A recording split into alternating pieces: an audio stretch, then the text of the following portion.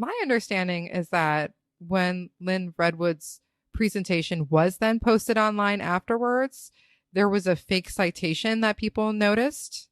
And we talk a lot about fake citations in our earlier episode about the Maha report, because that had a number of fake citations.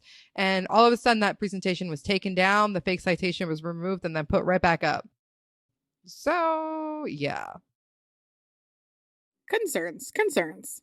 So all this happened before the meeting started. We're starting on a great foot. I feel like we need that Love Island theme music. You know, between episodes, they have the catching you up on all the drama, what happened while you were away, and then you go right into the drama again. Now we're going to dive right back into the drama of the actual meeting itself. So it started with technical issues. No. It started with technical issues. It started with Zoom issues. There were some people on mute. It was like every single Zoom meeting you've ever been to. It just sounds like amateur hour. It did not feel great. Oh. And then all the new members introduced themselves briefly, and then the new chair, Dr. Martin Kulldorff, gave kind of a brief summary of some of the changes that he was making.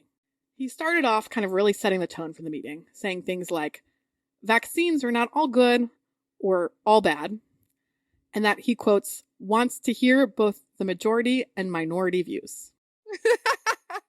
This idea that you have to give equal light to both sides of an issue, even when one side is not factually accurate, is something that has come up a lot in journalism, but we're at a scientific meeting. Do we give equal time? Do we give any time to things that have been disproven, that are not scientifically accurate? Like, to start the meeting on that gave me the ick.